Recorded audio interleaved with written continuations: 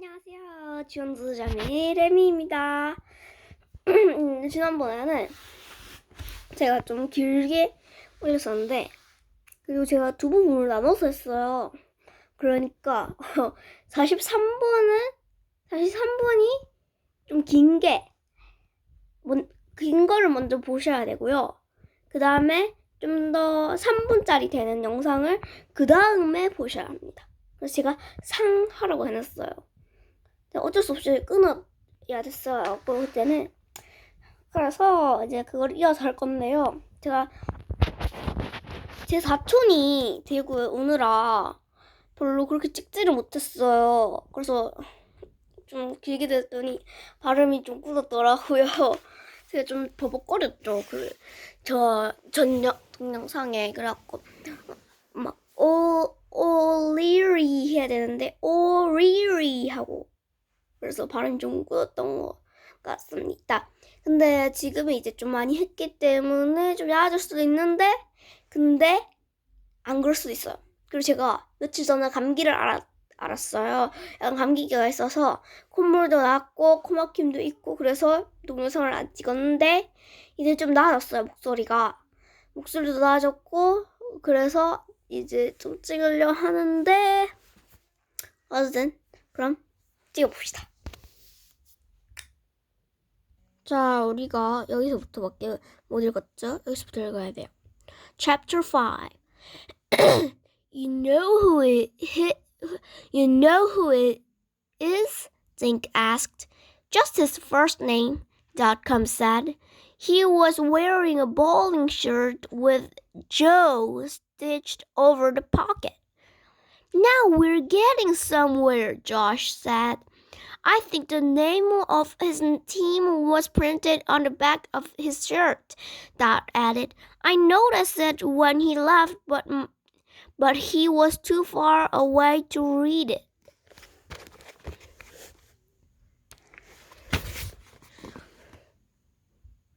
Josh pulled out his pencil and flipped over the piece of drawing paper Hector had given him.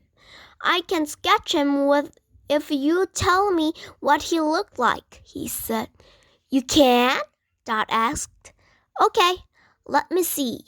His hair was dark and kind of floppy. He had a little mustache too, a skinny one, and he had a space between his two front teeth. About how old was he? Ruth Rose asked as Josh sketched. Dot closed her eyes and snapped her bubblegum.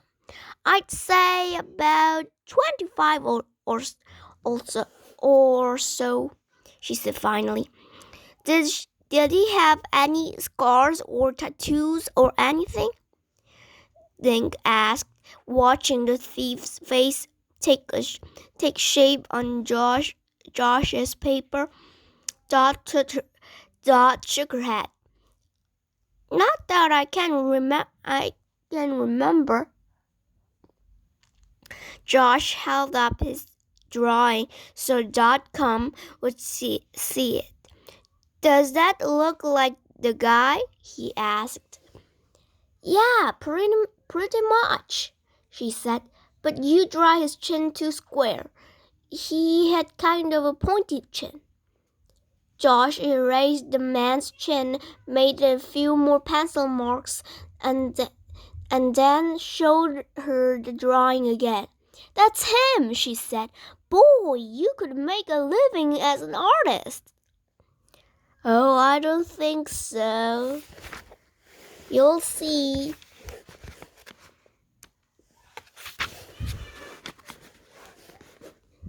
Josh blushed. Thanks. That's what I want to do when I grow up. Ruth Rose looked at Dink and Josh. We could take this to the police station and show it to Officer Fallon, she said. Good idea, Dink said. The kids thanked Joe, thanked .com, and started to leave. Hey, I just thought of something, she called after them. Joe said he was thinking of moving to California if he ever got enough money. Thanks, Dink said. We'll tell Officer Fallon. They hurried out of the supermarket. Snow was still falling. The wind blew it into their faces, and flakes caught on their eyelashes.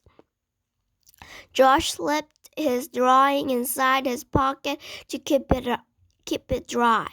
A few minutes later, they tapped on Officer Fallon's door inside the police station.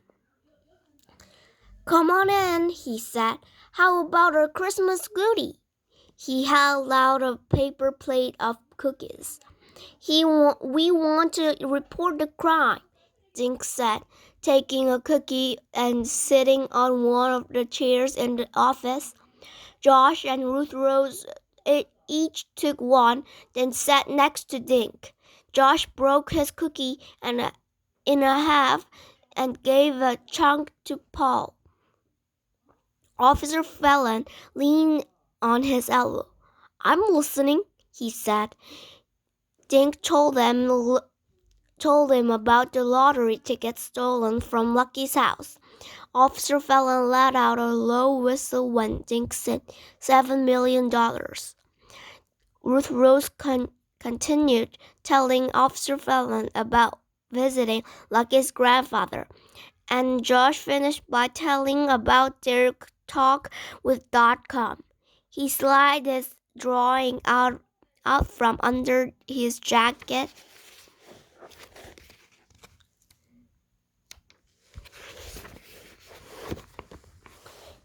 and showed it to Officer Fallon. She told us his name is Joe, he said. Pretty good artwork, Josh, Officer Fallon said, studying the drawing. You know, this face looks familiar. Do you think we can find him before tomorrow? Dink said. Officer Fallon raised one eyebrow. I can't trace him without knowing his last name, he said. Why the rush? Because tomorrow he can cash the Lucky's lottery ticket, Ruth Rose said.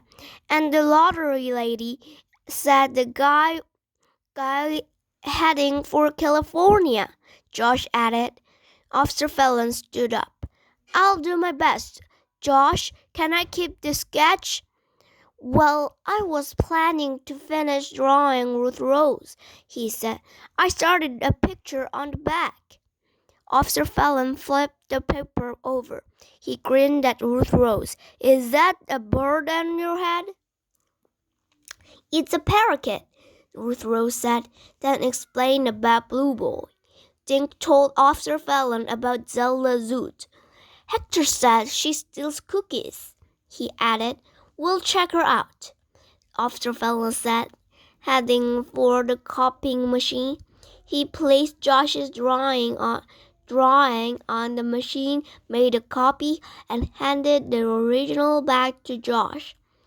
I'll circulate the sketch and see what turns up, he said.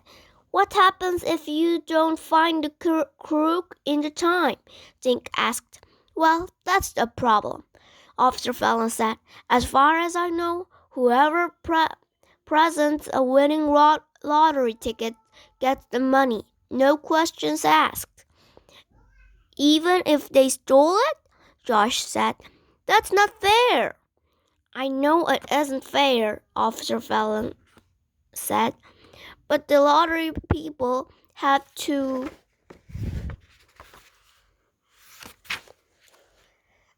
award the money to the ticket holder. Officer Fallon thought for a minute. I suppose if they had proof that the ticket was stolen, they would hold back the money. He looked at the kids. But you have no real proof. Your friend can prove his grandfather bought the ticket or sent them. Dink stood up. Then we'll get proof, he said. Chapter 6. The kids thanked Officer Fallon and left. Let's go to my house and talk, Dink said as they stepped outside into the falling snow. Talk, schmuck, Josh sputtered. I've gotta eat lunch. That half a cookie made me hungry, Dink laughed. Okay, we'll eat while we figure out what to do next. By the time they reached Dink's front door, they looked like 3 kid-sized snowmen. They left their jackets, boots, hats, and mittens in the hall and headed for the kitchen. Paul trotted and immediately flopped down next to the radiator. Dink found a note from his mom on the table. Dink, I had to take the car in for snow tires. Heat up the soup in the microwave and make peanut butter sandwiches. I'll be home soon. Love, Mom. I'll make the sandwiches, Josh said, pawing through the cupboard. Dink heated some tomato soup, and the kids carried their lunches into the den. Everyone want to watch the video? Dink asked. Video, Ruth Rose said suddenly. That's it. What's it? Josh asked. That there was a video camera at the lottery counter, Ruth Rose said. If Joe's bowling team is on the back of his shirt, maybe it'll show up on the tape. Good idea, Dink said. I'd better tell Officer Fallon. He picked the phone and called the police station after Dink told Officer Fallon about the video camera. He dialed information and asked for the phone number of the supermarket. Dink dialed again and asked to be transferred to .com at the lottery counter. Dink asked .com if the camera was turned on the day Hector bought the 7 tickets. He listened, then thank you, and then hung up. She's gonna ask her boss to check the tape, Dink said. If the name of Joe's bowling team shows up, Dot's boss will call Officer Fallon. I wonder if this Joe guy bowls at the fitness center, Josh said. Good thinking, Josh, Dink said. We can check it out after we eat. What's this? Ruth Rose suddenly cried. Something had been fallen out of her hair and landed on her soup. Josh giggled. Maybe it's a cootie. No, Joshua, it's not cootie, Ruth Rose said. She lifted something shiny onto her soup spoon. It's another tinfoil bow tie. Josh dug the other bow tie out of his pocket, except that one was wet from tomato soup. The 2 tinfoil bow ties were the same. Oh my! How did it get there? Right? Ooh.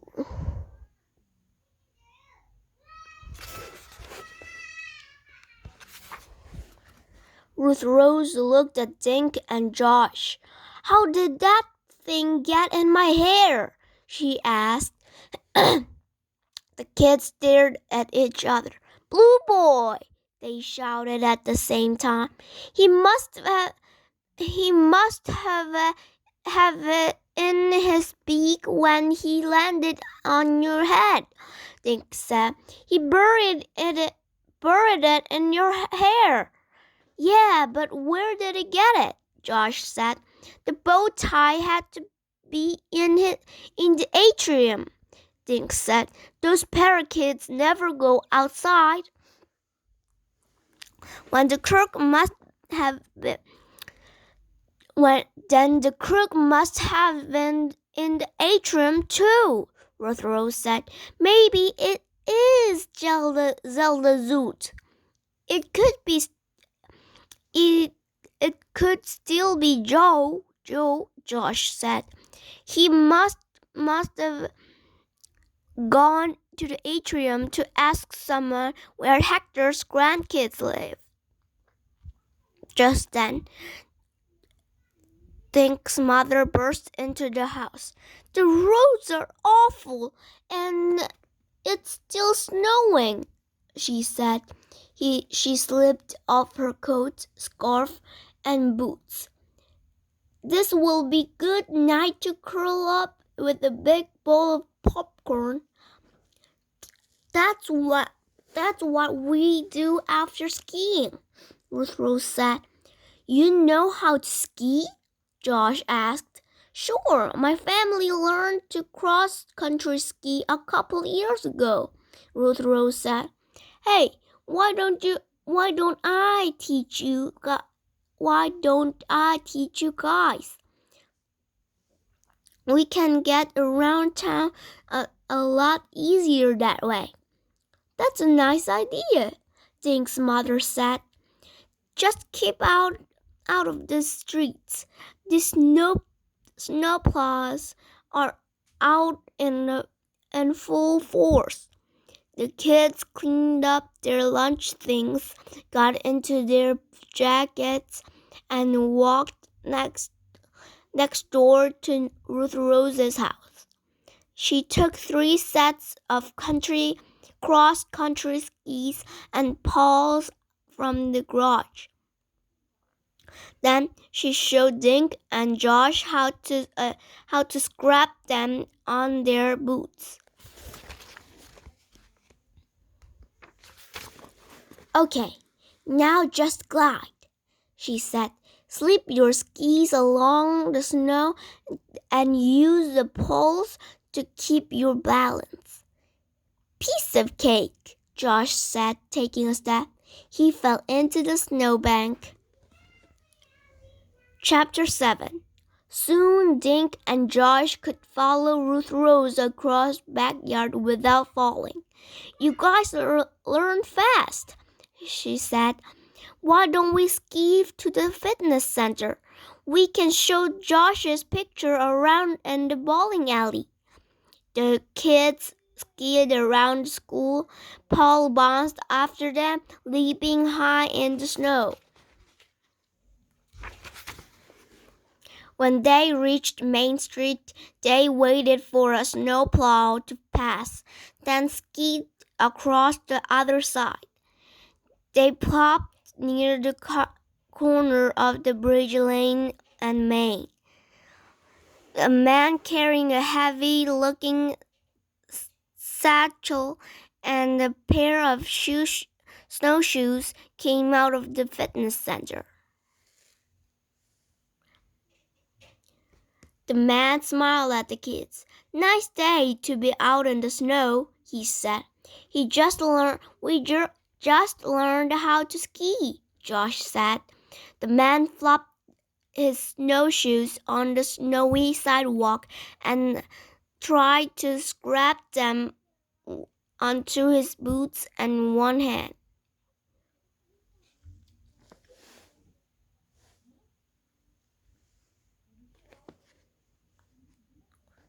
Dink, Ruth Rose, Josh, and Cutie Paul.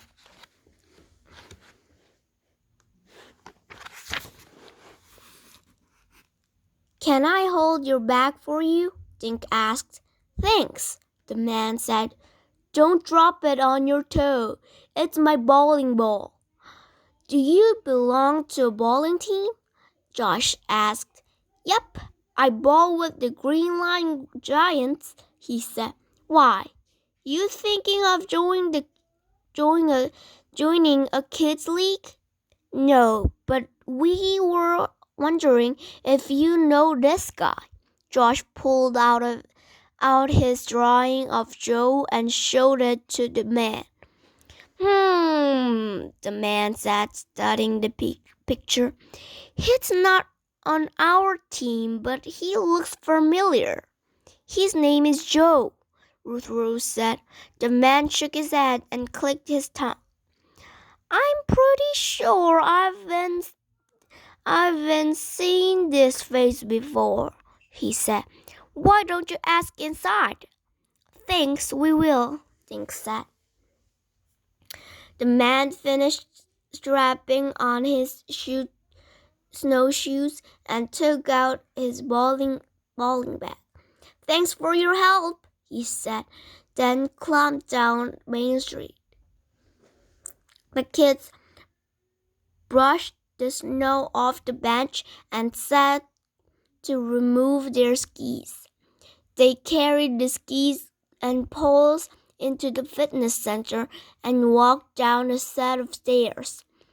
Paul trotted right behind them. Two long bowling lanes took up most of the basement.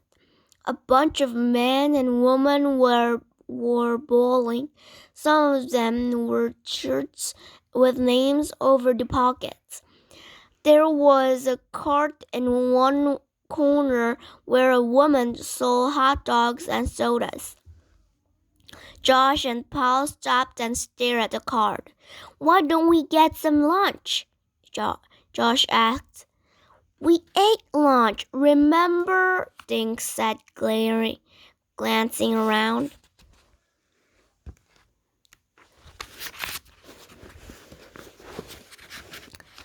Do you see Joe anywhere? Ruth Rose asked. Dink shook his head. Not one of the men looked like Josh's sketch. Let's ask if anyone knows him, Josh said. The kids leaned their skis and poles in a corner and left Paul in charge.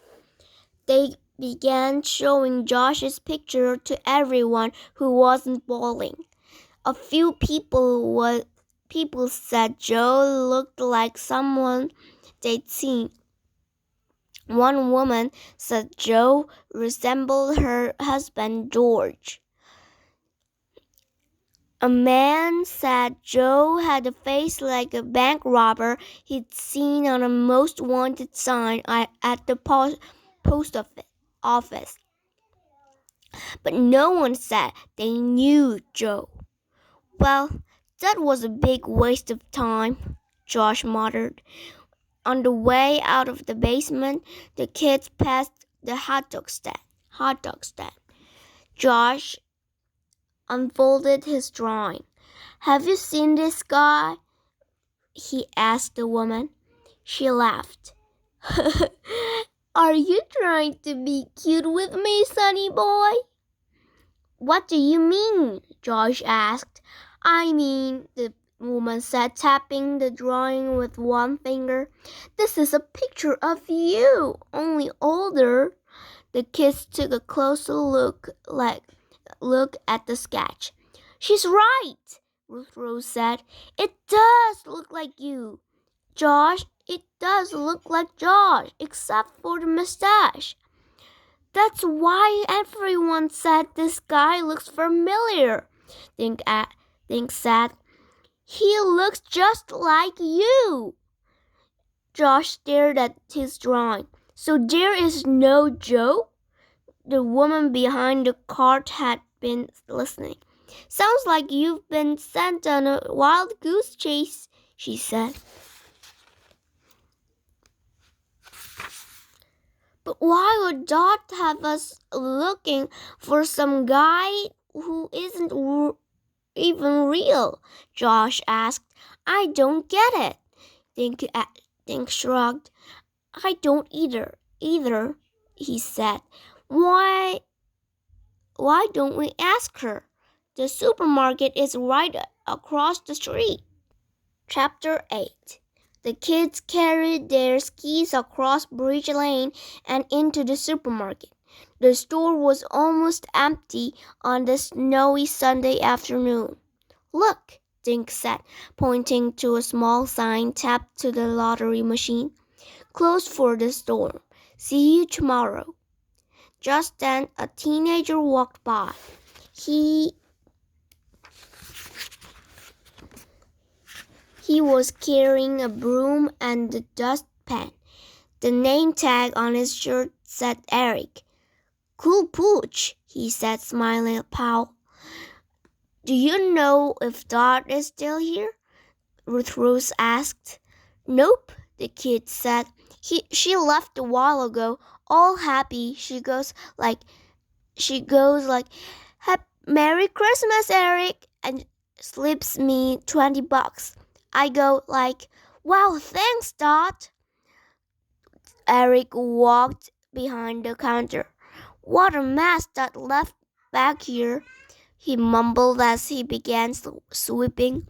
Do you know if Dot's boss is around? Dink said. Can we talk to him? Eric crouched down behind the counter. It's her, not him, he said, standing up. The boss is Mrs. Milk. She's like out sick, though. She's had the flu all week. The flu? Dink said. But Dot told me she'd talk to... Suddenly, Paul let out a howl. He buried his nose in the pile of dust Eric had swept up. This is Eric and the kids and the pile. Oh, and what is this? It's look familiar, right? What is this? Guess.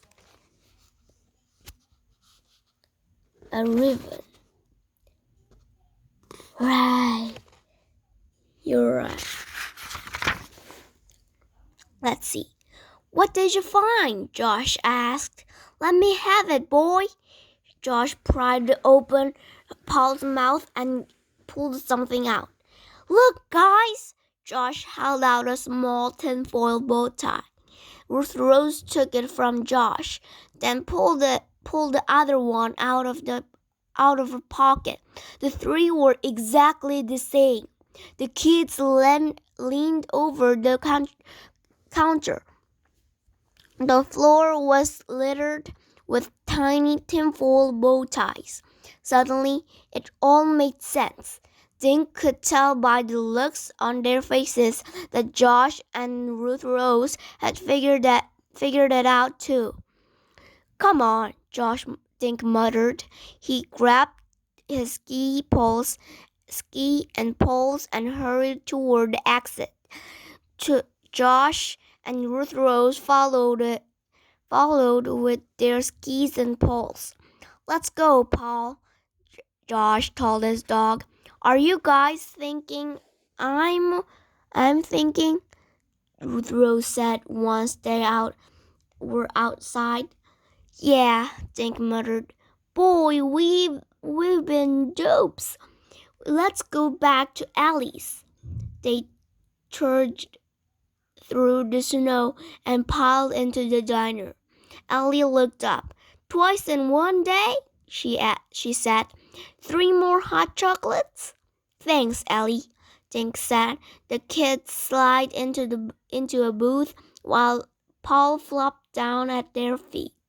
So, .com is the crook, right? Josh said. Right, Dink said. After Dot sold Hector his tickets, he must have kept the paper he wrote the kid's birthday on. That's how she knew Lucky's ticket was the winner. But she didn't know where Lucky lived, Ruth Rose said. So she had to go to the to the atrium to find out. She wouldn't want to talk to Hector, so she probably asked someone else where his grandkids lived. She must have dropped the bow tie while she was snooping.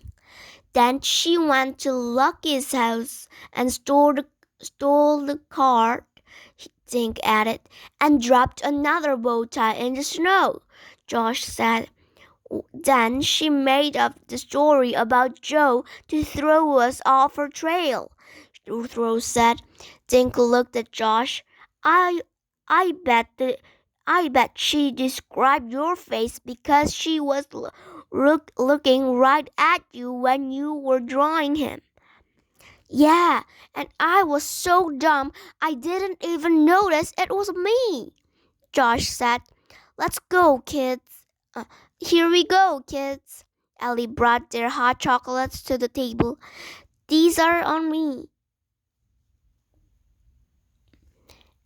And a little treat for Paul.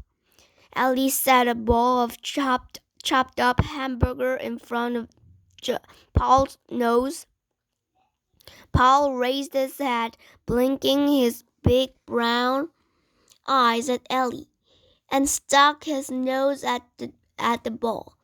Thanks a lot, Ellie, Josh said. Paul says thanks too. Ruth Rose had been sipping her hot chocolate. You know, guys, she said, we can't prove Dot stole the ticket. We know she did it, but Officer Fallon will say, where's the proof? Dink nodded. Yeah, that's exactly what he'll say. Well, unless we find the proof, Josh said, the sure is going to be a lousy Christmas for Lucky's family. $7 million down the drain. The kids drank their hot chocolate with glum expressions on their faces. From beneath the table came the sound of happy chopping.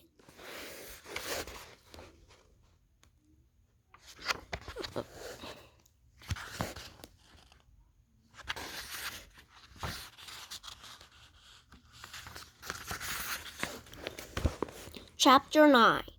Dink invited Josh and Ruth Rose to spend the night. They unrolled their sleeping bags in front of Dink's Christmas tree. Paul crawled inside Josh's bag and started snoring.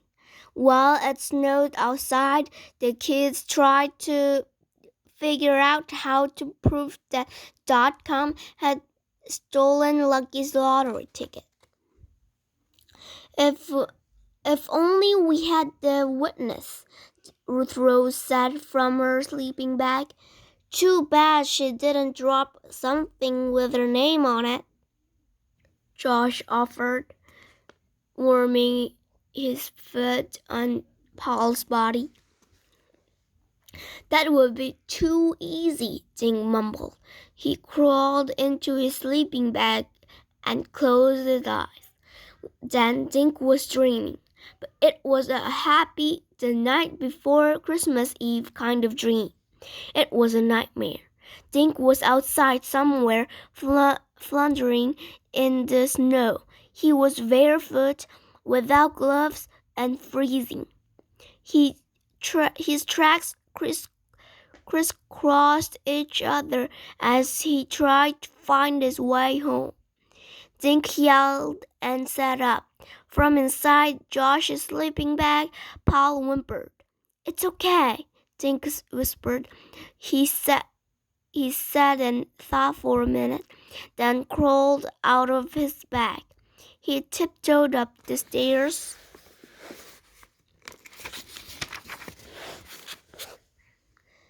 and came down with his alarm clock. In the hall, Dink made a phone call left a quiet message, and returned to the living room.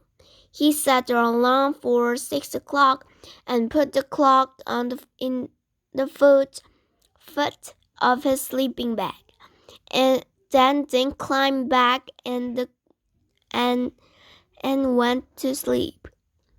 When the alarm buzzed, Dink pressed the off button with his nose. He slipped out of his bag and shook Josh and Ruth Rose. "Wake up," he whispered, "and be quiet." Josh yawned and Ruth Rose blinked her eyes silently. They watched Dink pull on his boots. Dink grinned. "Come on, you guys," Dink said. "Meet me in the kitchen." "There better be breakfast," Josh mumbled. "Oh." Within minutes, the three kids were drinking orange juice and eating toast. Josh shared his bread with Paul, who then went back to Josh's warm sleeping bag. He told Josh and Ruth Rose about his nightmare. "All I could see was my footprints in the snow," he said.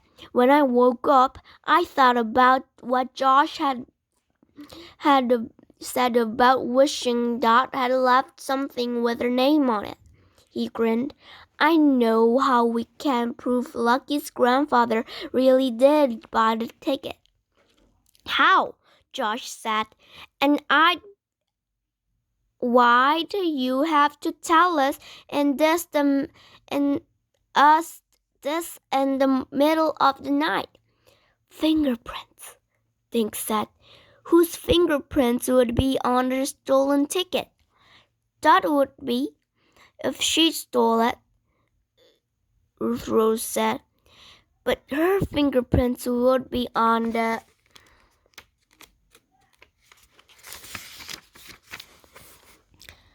ticket anyway, since she sold it to Lucky's grandfather," Josh said. "So what does that prove?" "Nothing," Dink said. "But Dot's fingerprints aren't the only ones on the ticket," Josh said, and Ruth Rose stared at him. "You're right," Ruth Rose said. "Hector's fingerprints are on the ticket too." Can they get fingerprints off lottery tickets?" Josh asked. Dink nodded. "I think so. I saw a program about fingerprints on TV," he said. Fingers are oily, and the oil stains paper when we touch it. We should tell Officer Fallon," Ruth Rose said. Dink nodded. "I left a message on his voicemail asking him to meet us at the lottery headquarters in Blue Hills. But that's 2 miles from here," Josh said. He glanced out the window. "And it's still dark out.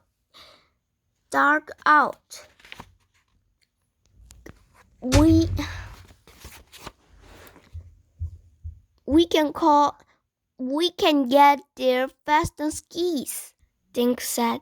"And by that time the sun will be up." Are they even open?" Ruth Rose asked. "I bet a lot of places are closed today because of the snow." "I thought of that," Dink said, setting the glass in the sink. "If the place is closed, .com wouldn't be able to cash in the ticket. But if it's open, we'll catch her in the act. Then Lucky will be a millionaire," Josh said. "Time 7. Let's get going," Dink said. "We can get to Blue Hill fastest if we ski along the river." Dink scribbled a note to his parents, and then the kids went back to the living room and finished dressing. Suddenly, Josh's sleeping bag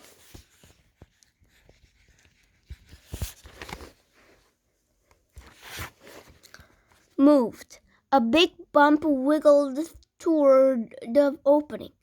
Paul poked his nose out. He looked at Josh and woofed. "He wants to come with us," Josh whispered, rubbing Paul's silky ear. The kids grabbed their skis and poles and stepped outside. A full moon hung over green lawn, turning the snow to silver. The kids saw their breathe as they skied out of Dink's yard and past Ruth Rose's house. They followed River Road south toward Blue Hills. Once they found their rhythm, the kids zipped along. Over the river, the sun slowly appeared. Silver became gold, and the night turned to day. Paul trotted happily along, his breath making small clouds. Ooh, I like to ski.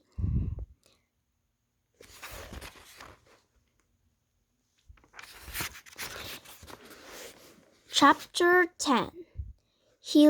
Dink looked the sign sticking out of the snowbank. "Welcome to Blue Hills." The kids stopped and leaned on their ski poles. The sun shone on the cypress trees, turning their snowy branches to gold. "The town can't be far now," Dink said. He looked at his watch. "It's almost 8. Can we rest for a while?" Josh asked. "I feel like lying right down in the snow." "We could," Dink said, "but what if Dot cashes in the ticket while we're resting?" "She's probably still in bed," Josh grumbled. "Where we should be." Ruth Rose laughed. "Josh, would you still be in bed if you had winning lottery ticket? Come on, I'll race you," Dink said. Dink and Josh skied after Ruth Rose, and a few minutes later they were in Main Street in Blue Hills. "Let's ask where the lottery place is," Ruth Rose said, pointing to a gas station. The kids skied up to the office and peeked in the window. Dink saw a man reading a newspaper and slipped from sipping from a coffee mug. Dink tapped on the window and the man got up and opened the door. "Skis," the man said. "Why didn't I think of that? My poor old truck nearly skied it into Indian River this morning." He knelt and patted Paul. But this fellow wishes he had some skis too. "Can you tell us how to get to the lottery place?" Dink asked. "Sure can," the man said. He stepped outside and closed the door behind him. "See that flashing light? That's Middle Street. Hang right there, and about a half-mile up, you'll see the sign, Red Brick Building." He glanced at the kids. "One of you is a winner?" "No, but my friend of ours is," Ruth Rose said. The man looked at his watch. "Place must be just opening," he said. "Thanks a lot, mister," Dink said. And they skied up the quiet white street. There were two cars in the parking lot in front of lottery headquarters. One of the cars had pulled in next to a sign that said employee parking. The other car was right in front of the entrance. Josh peeked through the windows. "Guys, take a look," he whispered. Dink and Ruth Rose skied over and looked into the car. Gum wrappers twisted into silver bow ties littered the floor and seats. Dot must be inside," Ruth Rose said. "Hurry up, let's get in there." The kids took off their skis and left them and their poles outside the door. Josh told Paul to stay. Dink opened the door and the kids stepped outside. The room was a few chairs, a counter, and a row of filling cabinets. A Christmas song was coming from a radio on a shelf. On the same shelf was perched a video camera. The lens was aimed at the counter. A small sign read, "All lottery transactions are taped for your safety." A man was standing at the counter with his back to the kids. He was wearing a puffy down coat. A ski hat was pulled down over dark hair, and they could just see one end of the mustache. That guy looks like my picture of Joe," Josh hissed in Dink's ear. The man reached a hand into his pocket. When he pulled his hand out, something dropped to the floor. It was another silver bow tie. Just then a clerk approached the counter. She smiled at the kids and said, "Good morning. I'll be right with you." The man turned around. Dink gasped. It wasn't a man at all. It was .com wearing a wig and a fake mustache. "Oh my!" And a lottery ticket. .com recognized the kids. Her eyes widened in surprise, and then she turned quickly back to the clerk. "Here's the ticket," she said. "Now I'll take my check for $7 million, please." The clerk nodded and slid a paper across the counter. If you'll just sign this. "Stop!" Dink yelled. "She's a crook. She stole that lottery ticket." The clerk's mouth dropped open. "What do you mean? Who are you?" "What do you mean? Who are you?" We're friends of the ticket's real owner," Ruth Rose said. "Yeah, and we can't prove it's stolen." Josh threw it. .com sneered at the kids. "I bought this ticket Friday, and nobody can prove I didn't."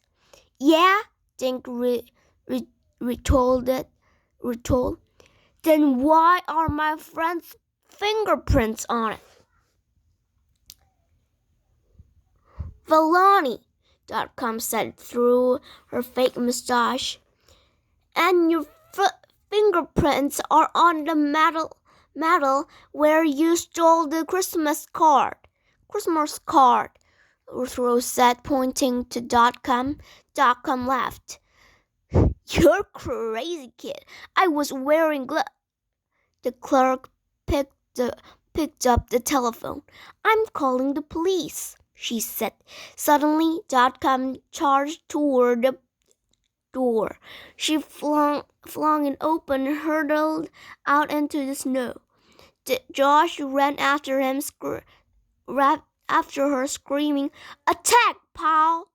When the kids got outside, .com was lying on the snow with her feet tangled in skis and ski poles. Paul was sitting on the thief's back barking. Suddenly, two police cruisers roared into the parking lot. Officer Fallon stepped from one of them. Officer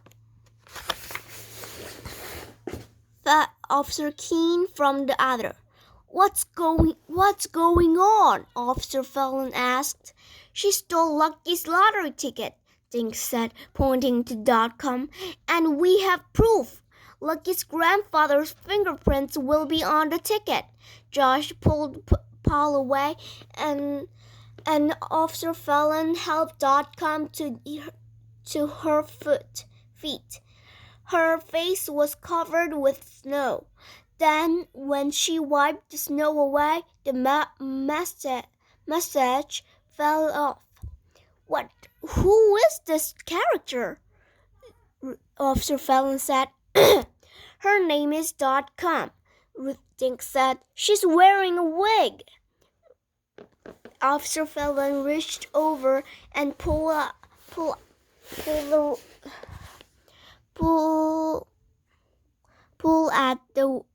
at the wig. It came off, revealing .com's blonde hair. "Anything to say for yourself, miss?" Officer Fallon said. .com shook her head.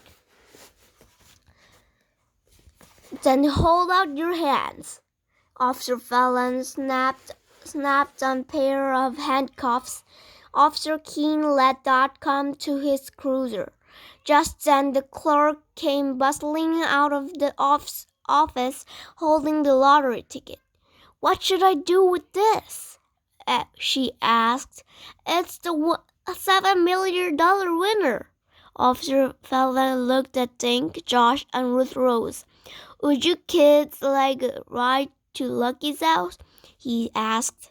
5 minutes later, the cruiser pulled up in front of 33 Robin Road. The kids and Paul piled out, followed by Officer Fallon. Lucky and his 6 brothers and sisters were building snow people in their front yard. They all came running over to the cruiser. "Are you gonna arrest us?" Josephine asked. Her cheeks and nose were red as her mittens. Officer Fallon patted Josephine on her head. "No, but Dink has something to give your big brother." Dink grinned and handed over $7 million winning ticket to Lucky. "Merry Christmas," he said. Lucky took one look at the ticket and fell over in the snow. "Pig pile!" Ben O'Leary yelled, and all 6 redheads leaped on top of Lucky. Aww. The end. 스토리가 재밌었습니다. 자, 저는 이만 물러가보겠습니다. 하여튼 구독과 좋아요. 그럼 안녕. 오늘 1시간 했어요. 1시간.